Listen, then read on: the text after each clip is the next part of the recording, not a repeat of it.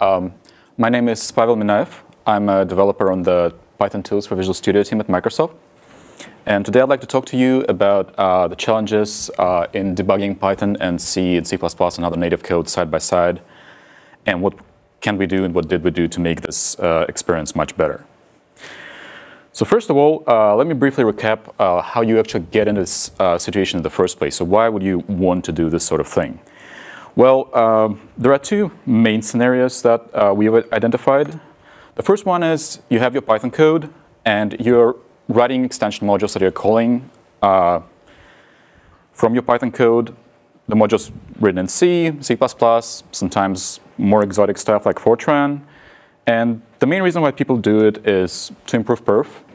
You have some particularly expensive computation, and Python is just not good enough for that. Or maybe you're just wrapping a library that's already written in C or C++, and you need to call it to avoid rewriting it from scratch. And the other pretty common scenario is you have a native application, and you're hosting Python to provide some scripting ability for your users. So, Sublime Text, Maya, a lot of Autodesk products actually do that. Pretty common too. So there are some other less common scenarios, like we had customers who write an application in pure Fortran, and they use Python to unit test that, for instance. But those are the main two. So for today, it's actually pretty similar in terms of how you work with that stuff. So for today, I'm going to use the first scenario as a demo. And I decided to take an actual real-world code to debug. So this is the bit array library. This is on PyP. It's on GitHub. It's open source. Exactly what the name says. It's spec'd bit arrays, arbitrary length, fast bitwise operation is actually faster than NumPy. So if you ever need to try it out. It's mostly written in C with a little bit of Python glue code. And it has unit tests in Python, and we'll use those to explore the debugging of both side by side. OK, so let's debug this and see how this works. So first of all, I'm going to start with showing how this works typically today with Visual Studio.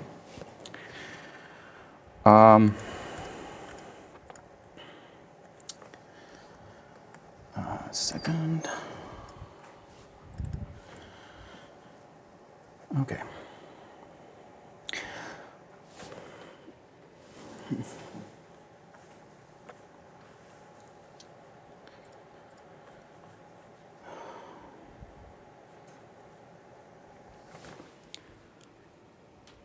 Should I make the text a little bit larger for the audience? Yeah. OK, give me a second.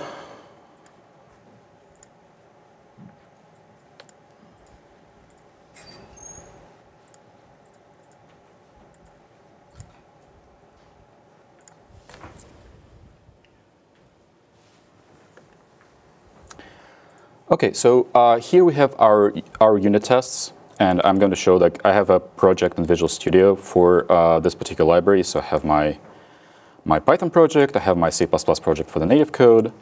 Here's our C file. And here are our unit tests. So I want to debug the particular code path that creates a bit array from a Python list. And we actually have a unit test for that here. And I'm going to set a breakpoint at this line, which calls the constructor, and just start debugging. And it'll take a couple seconds for it to start and hit the breakpoint.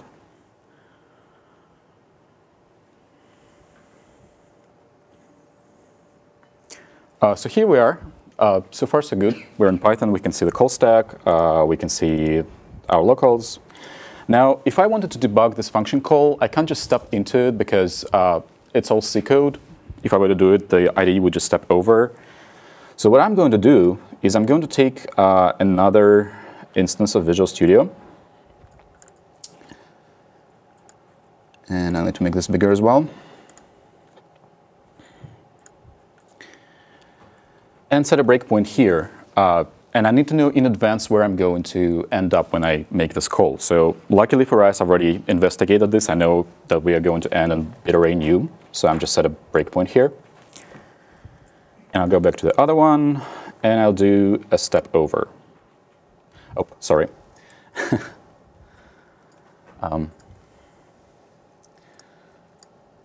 Let's try that again. I forgot to attach my second IDE, so this is one good example, actually, of why this is not a particularly smooth process. You basically have to juggle two IDEs and keep them in sync. So here's a breakpoint again, and I'm going to go to attach, and I'm going to find Python, and here we go. OK. And I'm stepping over. And here I am in native code in my function. And I want to see what's actually going on here. So again, I've got my call stack. I've got my variables, except what exactly can I glean out of this? The problem here is I see a bunch of stuff. If I can expand them, and I see just a bunch of C structs. Looking at them, there's no clue as to what this thing actually is. And this is the function arguments, so it's kind of important. I can figure out that there was a tuple. I could write a bunch of C casts to actually see what's inside, and probably have to write like 3 or 4. Not very convenient. And if I were to go back to my other IDE, the one that's debugging Python, I can't see anything here because as far as it's concerned, the program is still running. I don't see the call stack. I don't see the locals. I'm locked out. And if I wanted to go back, well, my only option is really to continue debugging here. And now I'm back in my Python code, and I can actually see what I've passed, except now I lost my native context. So it kind of works if you need to use it, but unfortunately, not as good as we'd like. So to summarize, debugging Python and C++ at the same time is a complicated and messy process. You don't want to do it. If you can avoid it, you have to attach 2 debuggers. They're not aware of each other, so you can only use one at a time. And actually, you can break things in a pretty bad way because of that, up to and including crashing one debugger with the other if you're particularly not careful. So what we really wanted to do is make a better way with an integrated single debugger experience that's completely aware of both sides and that takes care of all that for you. Let me show you. So let me show you how this works. Sorry. OK, let's get back to our debuggers. And I'm going to stop everything here. And I'm going to stop everything here. And I'm going to go and tick this checkbox. And let's try that again. So I'll get start debugging, and I'll wait for the breakpoint to hit. It's going to take a little bit longer because this time we are doing both things at the same time, and it makes stuff, unfortunately, a little bit slower than I'd like. But here we are. And now instead of doing all these shenanigans with attaching, I'm just going to step in. Here we go. So we have ended up directly in our native code. I didn't have to know what it is. I didn't have to set any breakpoints. And if you look at what we actually see here, in particular the call stack, you can actually see that it has the Python frame still here, and it has a transition. So I can switch back, and I can still see where I came from. I can still inspect the variables. And I can switch back to my C code, and I can, again, expand variables. And interestingly enough, if I scroll down to the very bottom, you can see that it also has the other way around, because Python itself is a native application, right, hosting the interpreter. So it transitioned into Python code. So now this is much more interesting, but we still have this little nagging issue that we don't actually know what args is exactly. And we could go up the stack and basically figure out, but there is a better way. Now I have this magic menu here. And I'm going to do this. And now I'm going to expand args, and look at that. So we actually here have the Python representation of this object, complete with the type. I can expand it. I can expand the elements, and interesting enough, I can even change things. So there we go. And of course, I can still do everything I normally do in native code. So I can step over things. I can still set breakpoints. I can run to breakpoints. Now I'm going to step back out into Python. And just need to step over again so I can see my variable. So now we can see our bit array over here. And you might notice that it doesn't actually show what the bit array is, just says the bit array object. So that's actually one of the limitations of this debugger that I'll talk about in a little bit. But for now, if we actually want to see what's in there, I'll just manually call the wrapper. And we can see the bit array, the bits. So now, now that I'm out of this test, actually, suppose I decided that I actually want to know how exactly this is stored under the hood, inside the structure that's backing this thing. So we have something for that too. If you go to, if I go to the same menu, there's another option here, which you might have guessed by now what it does. And I'm going to enable that, and now I can expand my array, and there we go. So again, it figured out automatically what C type this Python object is. And we can inspect the members. We can see that it has 4 bits. We can see the endiness is 1. It's actually a big ending. Curious enough, I can actually look at other things too. So these things, so you can see, I can expand and look, say, at the type. So it all nests. But now suppose, so this is the actual buffer of our array. And this is the first element of the buffer. So suppose I want to check that those bits are really there. So I need to do some bit mangling here, bit twiddling, to actually get those 4 bits. So I'm going to do an add watch. And look at this. So we are still in the middle of a Python frame. And this is actually, so this here above is a Python expression. And below it is a C++ expression. And both are evaluated side by side. And I'm just going to extract the top 4 bits here. So I'll just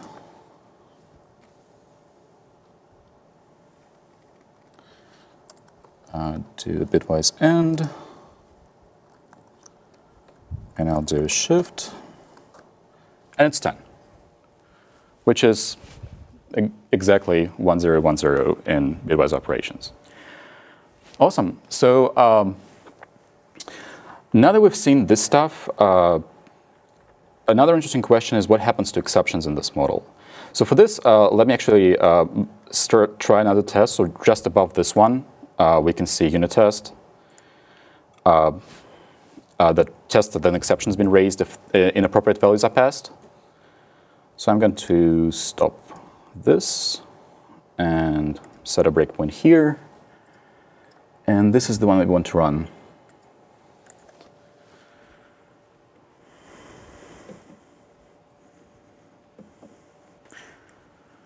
So again, we'll have to wait a little bit until it actually loads.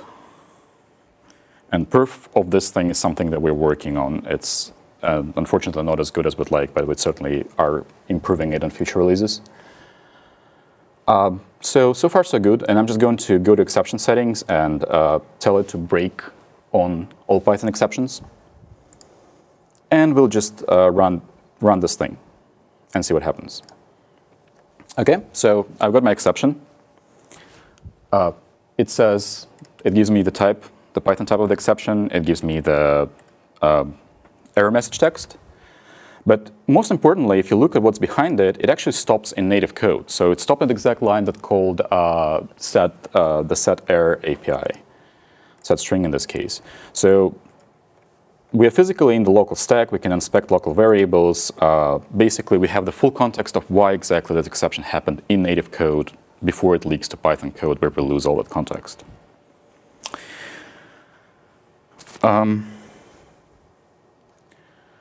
So that's more or less it with the demo part.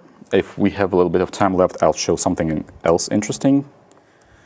Now I'm going to get back to a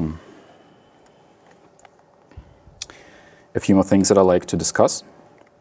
So to recap the features briefly, so you can step from Python code to C++ or C++ to Python freely. You can set breakpoints in both at the same time, and you can see them being hit. You can see and inspect both Python C frames on your stack at any given moment. You can view Python representations of any Py object when you're in native code, and when you're in Python, the reverse, you can see the structs backing your specific values. And you can see Python exceptions at the point where they're raised in native code. Actually, funnily enough, you can actually even see them if they never go to Python, because sometimes you have this native code throw-in exception and then immediately catching it, and you can actually track those things. So now I'm going to talk about the less exciting stuff, which is the limitations that come with all this. Unfortunately, the power has its price.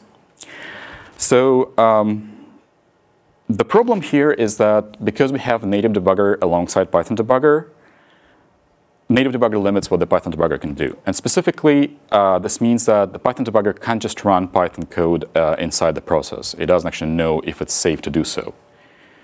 It can be stopped in the middle of Python interpreter. God knows who holds the GIL. There's all kind of stuff to deal with. So the Python debugger does things the hard way. And this means it actually parses the objects directly in memory. It reads the bytes of those objects to figure out what they are. And what this translates to is that you only get full support, the kind of you expect from a Python debugger, if the debugger knows the type you're looking at.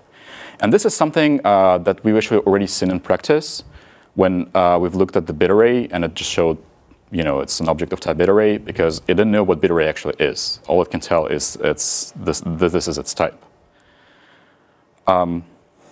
So you've seen the workaround that I've used to handle that. Generally speaking, this means that there is a limited subset of the Python language that you get in locals and especially in Watch. Like, you can't just write arbitrary Python expressions and expect them to work. Basically, whichever subset we actually implemented is what you get. And we have a detailed page explaining what exactly works and doesn't work. And in practice, you'll find that actually sometimes those expressions do work. Generally speaking, when you're just debugging Python, you can expect things to work as you are. But when you're in native code, in the middle of like a function or something, then you're going to see the much more limited experience. So my wrapper worked because I was debugging Python code. So what this means, a particular downer, it means that NumPy arrays don't have any special support. So if you see an NumPy array in the code, you're just going to see NumPy object. So obviously, this is a kind of big item, and this is definitely something that we will work and add support in the next major release.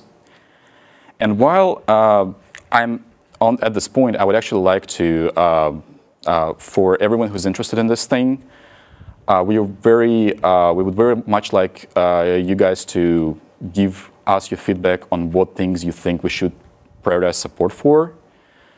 And our project is open source, it's on GitHub, so please, file feature requests and give us the list of things, list of tabs you want to see supported. And hopefully in the future we'll have some extensibility points there so people can actually write their own visualizers for, and not wait for us to do this. But for the time being, this is what it is.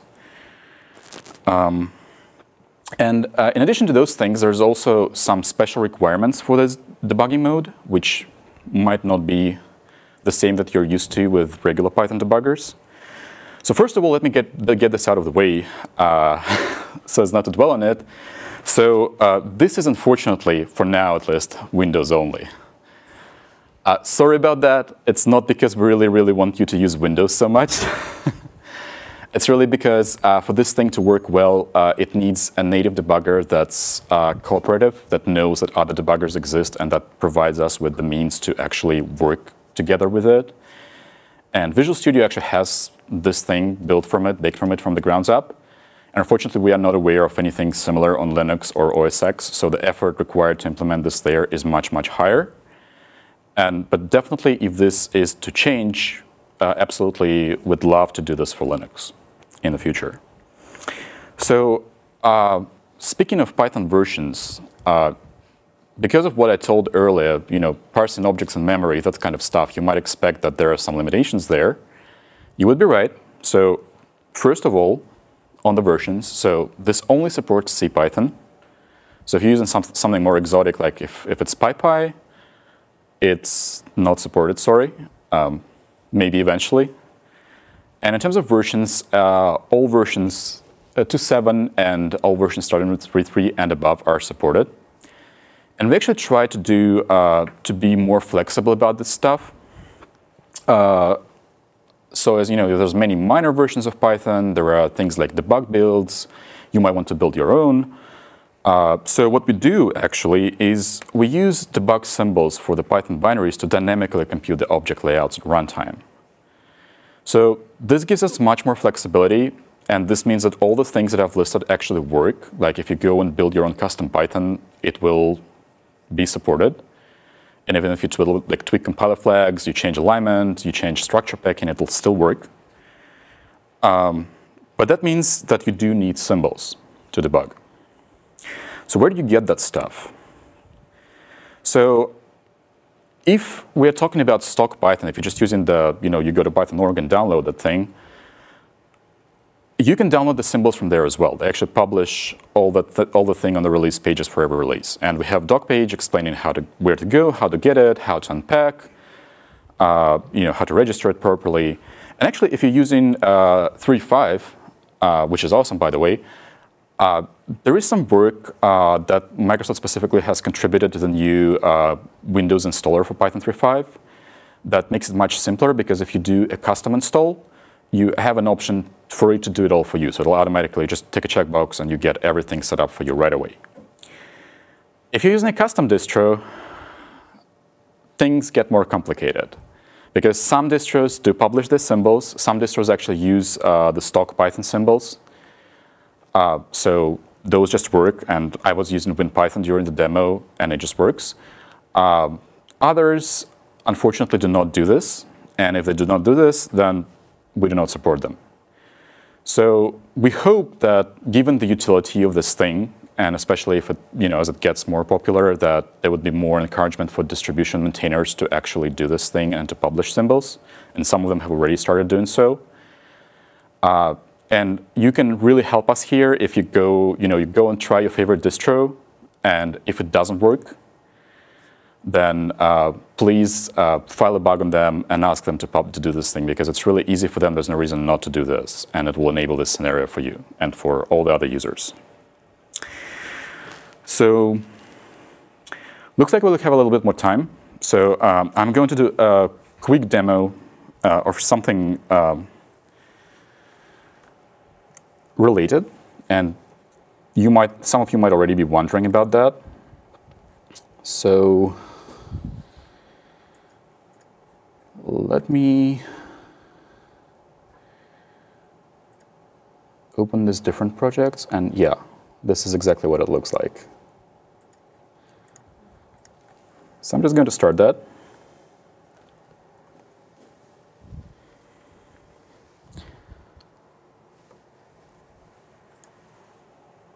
And do a step in, and yeah, this is Python. And I can set breakpoints, and they've been hit. So unfortunately, it's not really very pretty still, because you can still see it's a native frame, and the variables are not very pretty looking, but you can still see things because of the Python view. So you can see, for instance, that the key here is 2.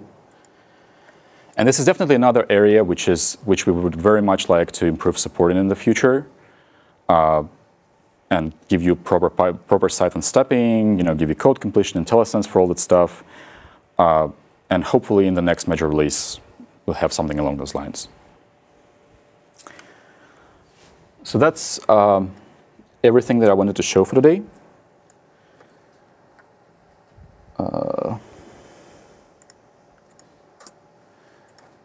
And I would like to remind that the product, all the things that I've shown today are free.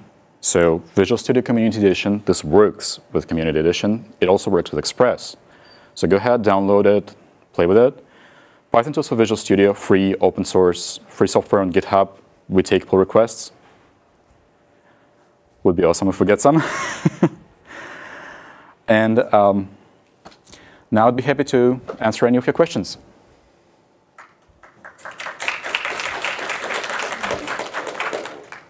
Please? You mentioned that some custom distros don't work well. Do you know if the distributions of Python that come with Anaconda, do you know if those work? Because I know that Python doesn't work with them in So which ones were you interested about? Just the ones that come from Conda. Okay. So the question was whether Anaconda distributions work with the thing. So the answer is unfortunately they are on the list which do not. And would really love that to change in the future. Corner, Travis, and Peter here. Yep, that's a good opportunity, absolutely. Any other questions? Yeah, actually, I have a couple of questions. Sure. One is on the performance of the debugger.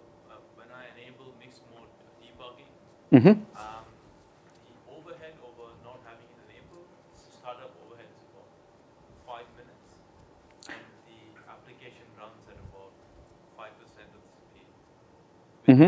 With that option off in the debugger with Python, pure Python debugging. Is that typical? That's my first question. Second one is on Python. I mean, with the current version that I have, I can't actually debug Python, but I can debug the generated C++. With the new version, how will that work now that you step through the PyX? Sure. So the first question was about the performance. So this is in some cases this is much slower than what you're used to, and you're probably already used to Python debuggers being generally slower than just running code. And the extreme case here is that it took 5 minutes for the program to start, and it was running like at 5% of its normal speed. So actually, it's kind of like there's no way to answer it quickly, so I'll need to explain a little bit. So the actual performance penalty right now is for loading new pieces of code, and specifically, if you want to get technical, it's when new code objects get created is when the slowdown happens. So the startup time is so long in some cases if you basically import something that imports a bunch of stuff that has a lot of like small functions, because when those functions are being created, it basically pauses a lot. So once that is done, you are actually looking at a much faster experience, and typically it will actually be faster than a regular Python debugger once all the code objects are there, once all the modules are loaded. So this is it is indeed it's a tricky problem. I don't want to get too technical here into why we are like doing things like that, but it's definitely on my top priority list to fix for the next release. So for the time being, unfortunately, that's a limitation that's there and that you should be aware of.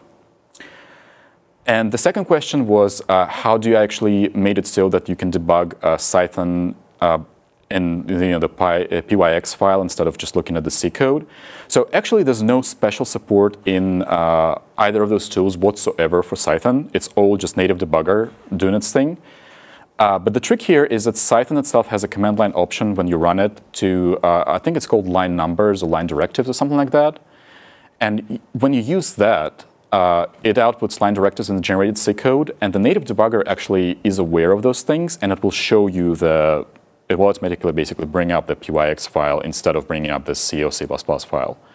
And it will map breakpoints back and forth. So if you use that, then you will see what you've seen here. But I wouldn't be able to look at the Python local variable, for example. It would just be the generated C++.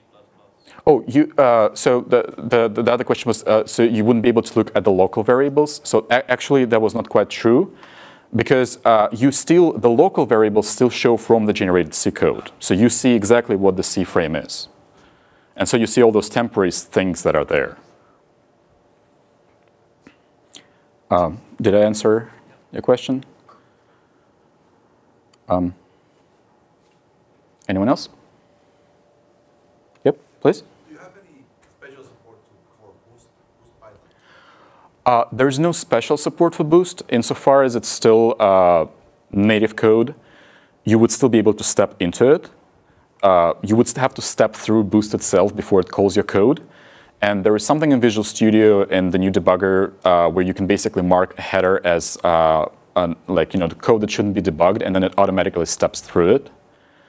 I don't remember if they have a documentation. I think they have a blog post explaining how you do it. And I think that with this thing, you could significantly cut down on that that amount you spend doing this. Oh, and by the way, while we're at it, one other thing I should mention is that aside from C extensions, this also supports stepping through C types. So if you do a C types call to a DLL, you can step through that call. It will end up in the DLL. Any other questions? Great. Okay. Thank you, Pavel. Thank you.